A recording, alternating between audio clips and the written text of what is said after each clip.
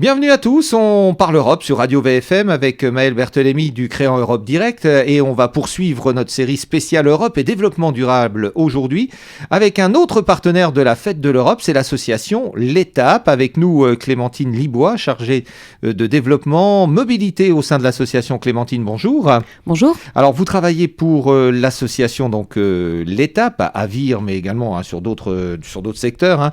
Est-ce que vous pouvez nous en dire plus sur vos actions, Clémentine ? Oui, donc l'Étape, effectivement, le siège est à Vire, mais notre action s'étend aussi à Flers et dans tout le Bocage. On est présent sur les territoires ruraux de la Basse-Normandie. Notre objectif, c'est effectivement de faciliter l'accès, l'évolution, le maintien dans l'emploi pour les habitants du territoire.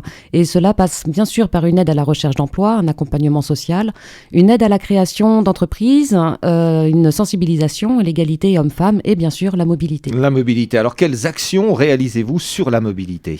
Alors, c'est les actions, en fait. L'objectif est vraiment d'améliorer la mobilité de tout un chacun sur le territoire, en informant sur l'existant, mais aussi en proposant des services. Donc, on a la location de voitures, pas encore de voitures électriques, mais ça ne serait tardé, de scooters, de vélos électriques. On a aussi tout un travail autour du covoiturage et des actions de sensibilisation à la mobilité durable. Nous informons le public que des alternatives à la voiture existent. Non seulement c'est intéressant pour les personnes qui n'ont pas de permis, qui n'ont pas de véhicule, et pour tout un chacun, c'est des alternatives qui limitent la pollution, qui préservent notre environnement de vie et qui sont souvent solidaires. Alors, quelles animations vous avez prévues pour la Fête de l'Europe à Vire qui aura lieu le 20 mai Donc, on est sur une partie plus ludique. On va mettre en place un défi kilométrique avec des vélos d'appartement.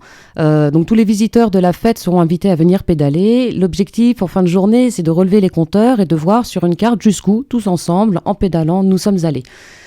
Sur notre stand, on pourra aussi admirer les cartes postales d'Europe qui auront été réalisées par les enfants de l'école primaire de Montchamp.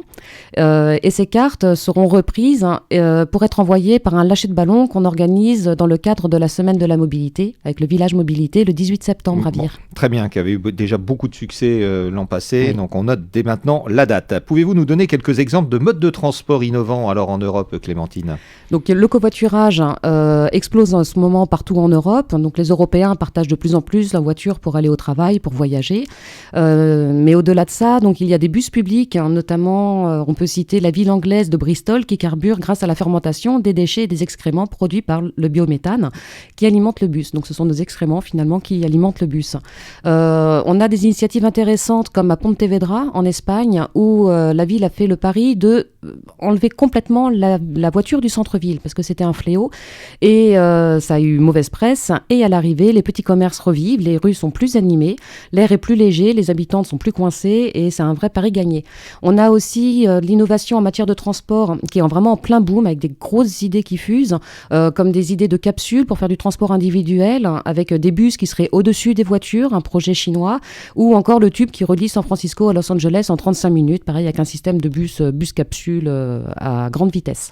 Très bien, eh bien on va maintenant avec vous Maël Berthélémy du Créant Europe Direct parler de l'Europe au niveau des transports. Que fait l'Europe, Maël, au niveau donc des transports ? Alors sur le plan politique, l'Union européenne elle est très investie dans les transports puisque c'est grâce aux transports au final que le marché unique fonctionne et aussi c'est grâce aux transports que les Européens peuvent voyager et apprendre à se connaître entre eux.